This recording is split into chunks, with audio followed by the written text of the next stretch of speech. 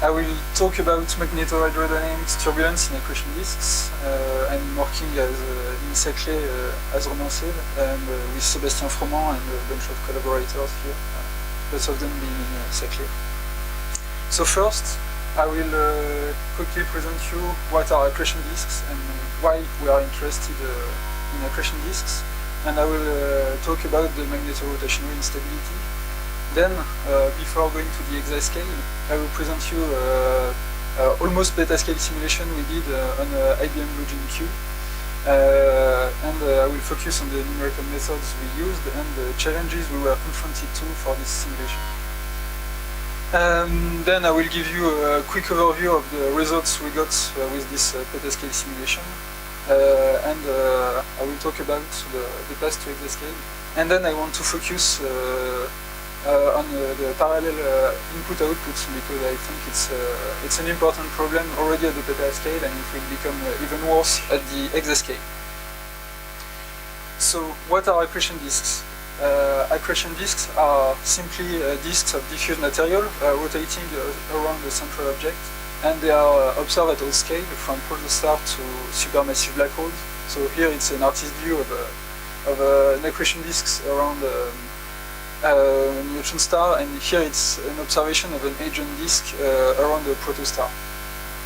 And they are accretion disks because in the end the matter in the disk will be accreted by the central object. So when you think about material accretion, it means that you will need to lose momentum.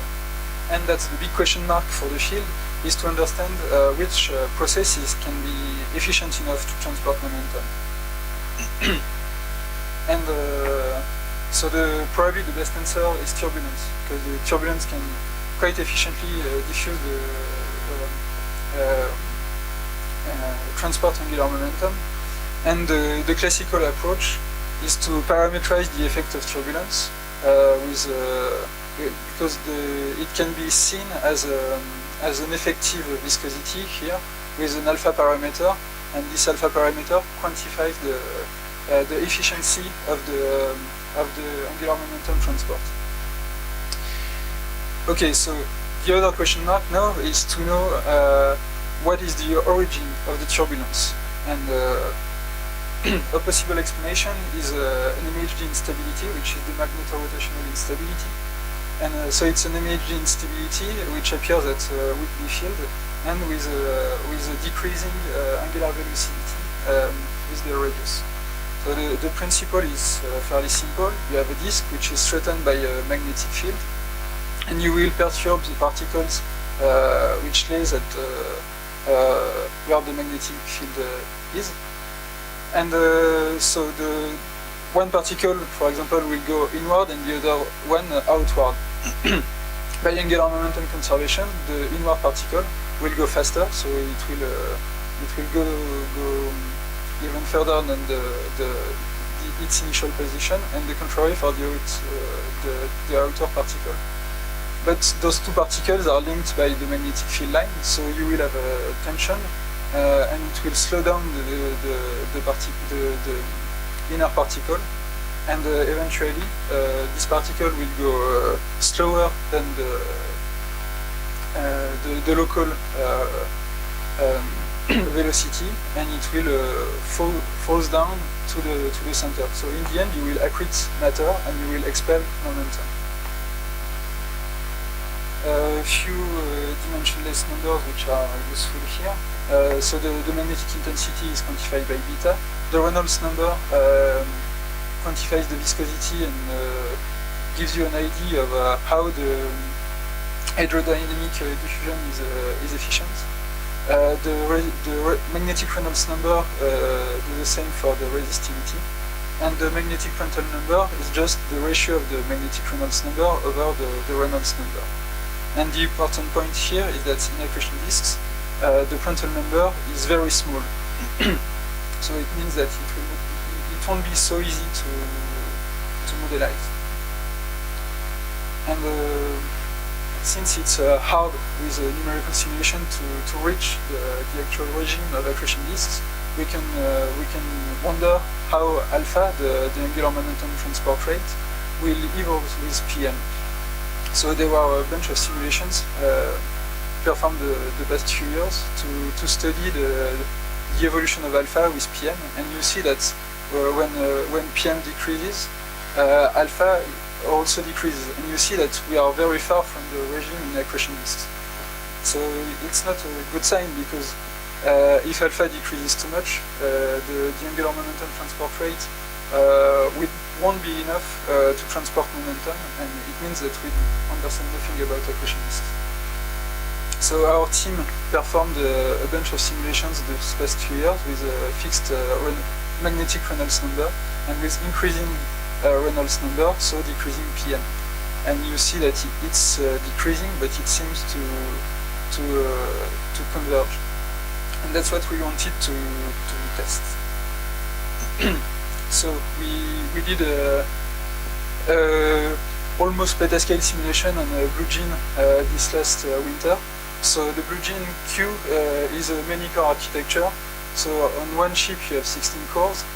You have 32 chips by node card, and so you have 500 cores in one node card, and in one rack you have already 16,000 cores. So the peak performance of a rack is 200 teraflops, and the power efficiency is actually very good. So going back to my disks, when you want to modelize in accretion disks, you will be confronted to a resolution issue, because the turbulent scale is about the scale height. And the scale height is very small compared to the radius. So if you want to resolve, to have enough resolution to resolve the turbulent scale, and if you want to modelize the whole disk, it will be very computationally expensive if you want to do a global simulation. So our approach is a local approach, which is that we just take a box in the disk and we resolve the image equations in this disk, in this box. Sorry. So this is the bunch of equations we are resolving. And the peculiarity of this method is to use what we call the sharing box. So the peculiarity are the boundary conditions. In the azimuthal and vertical direction, it's periodic boundary conditions, and in the radial direction, it's sharing. It's periodic in sharing coordinates. So the boundary conditions are moving with the time. And this is implemented in the Ramses code, and it's since Romain is there, I won't dare explain you how the Ramses code is working. So with the resolution of our simulation was 800 by 1600 by 800, which is not that much, but actually we performed lots of time steps, 800,000. So that's why we needed so huge architecture. So we run on 32,000 processors. Initially, the magnetic field was toroidal, and the density was homogeneous. We did the run in two parts. For the first part of the run, we were in the ideal image decays. So it means that the dissipation processes were not explicitly treated. So the dissipation was actually just numerical dissipation, and it corresponds roughly to a PM of 1. Then we put in the dissipation coefficients, which corresponds to a magnetic Reynolds number of 2600 and a Reynolds number of 85,000, which corresponds to a PM of 0.03. And for this kind of simulations, it's actually the simulation with the highest Reynolds number ever reached. So already at the petascale, we had few challenges we were confronted to. So the first thing is that the weak scaling was not so bad, because we had 70% efficiency on 32,000 processors. So it's much better than what you could expect.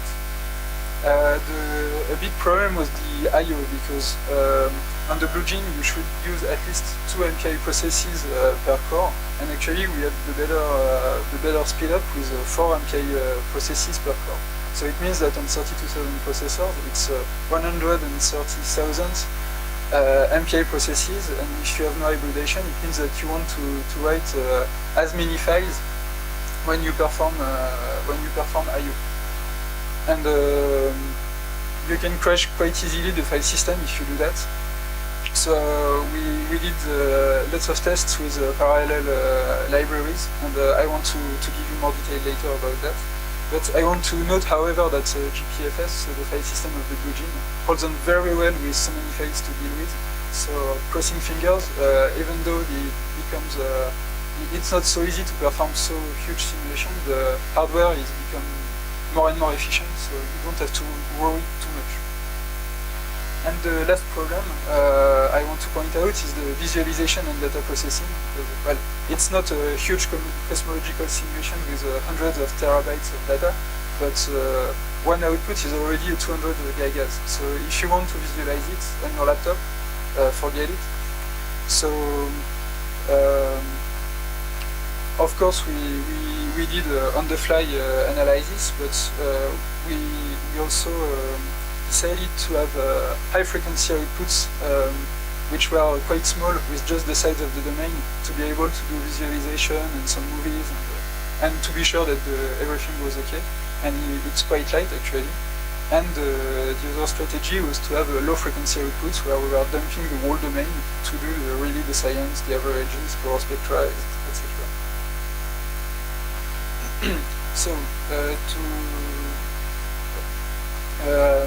now I will present you quickly the results we got. So here it's you see the sharing box actually. On the left it's in the ideal image decays, and it's the toroidal magnetic field. And here it's on the non-ideal image decays, so with the dissipation coefficient explicitly treated. So the first thing you can notice is that here the magnetic intensity is lower because we dissipate the magnetic field, and you can also notice the difference of scales. Here the dissipation scale is much smaller than when the dissipation is taken explicitly into account. And if you compare, so here it's the vertical component of the velocity, and if you compare those two, the velocity and the magnetic field, you see that the scale is not the same. The dissipation scale here is much smaller than for the magnetic field. And if you look at power spectra, that's actually what you see. At small scale, it's the hydrodynamic cascade which dominates compared to the magnetic.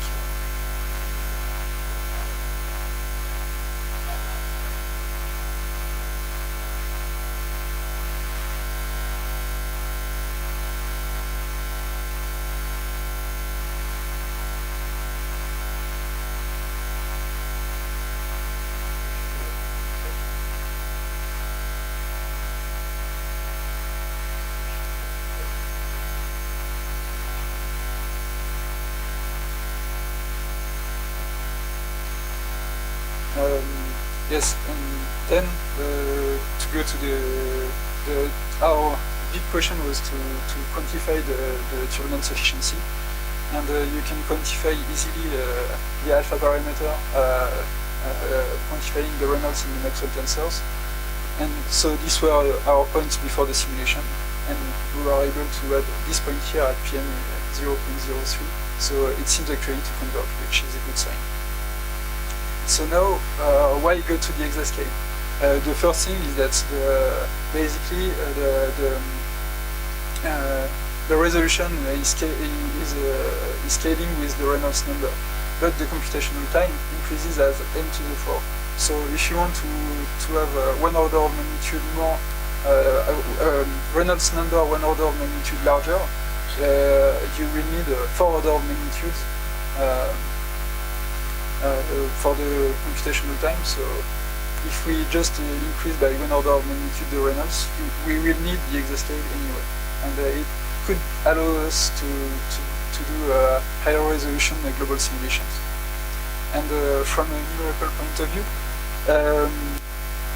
I think that at least we would need a hybridation, so MPI plus OpenMP, because the code right now is a pure MPI and it's not manageable. Or even test parallelism or something like that would be nice. We would need definitely better post-processing algorithm, more parallel, more efficient, because we cannot deal with terabytes of data with too simple post-processing algorithm. And a thing which is important for me is that the networks do not evolve as fast as the computing power, so it means that we produce more and more data, but we don't know how to manage it, and probably we would need post-processing machines in computer centers to be able to actually do something with the data, because we cannot have terabytes of data on the networks. So now I want to focus a little bit more on the parallel input-output.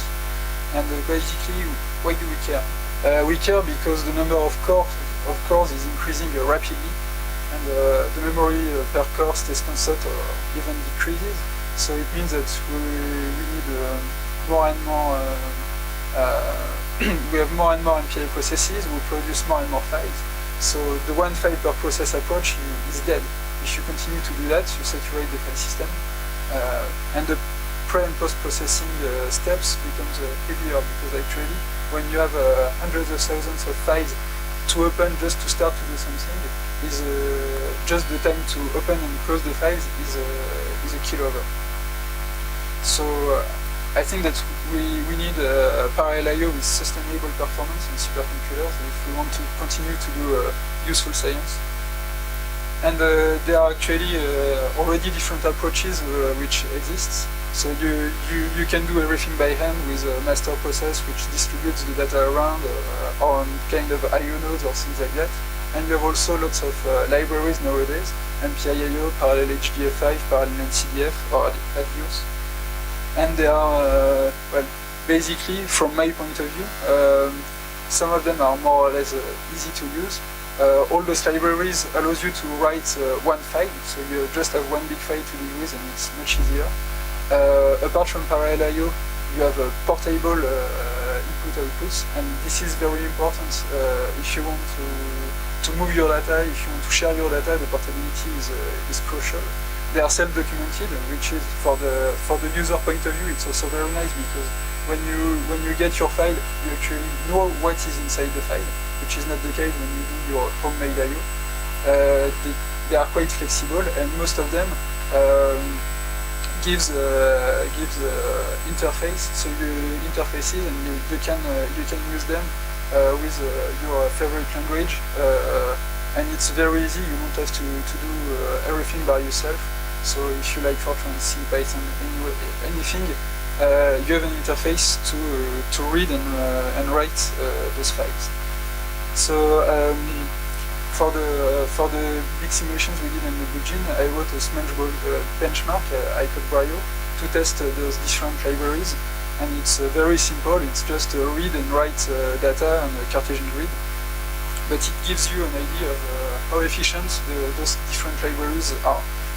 And the good news was that if you do it in a not too dumb way, you get a very good performance with the parallel libraries, and actually with all the configuration I tested with the number of MPI threads, I got always better performance with parallel NetCDF compared to the sequential I/O. And you see that on more than 100,000 MPI processes, it's 2 times faster with parallel NetCDF than with the sequential I/O, because when you at some point you reach a limit where all the processes try to write something or to read something at the same time, and it's a real killover. And those higher level libraries manage this kind of thing for you, and you don't have to worry anymore about those things, and you get much better performance. So just to conclude, from the scientific point of view, we were glad to see the asymptotic convergence of the angular momentum transport rate at low PM, and you see that there were hydrodynamic cascade at small scale. And from the numerical point of view, I think that we need at least hybridation to go to the exascale, or even something better than hybridation. and parallel I/O are mature enough to be used, and I'm pretty confident that it will continue to improve, and we should definitely move to this kind of I/O instead of doing everything by ourselves. Thank you for your attention.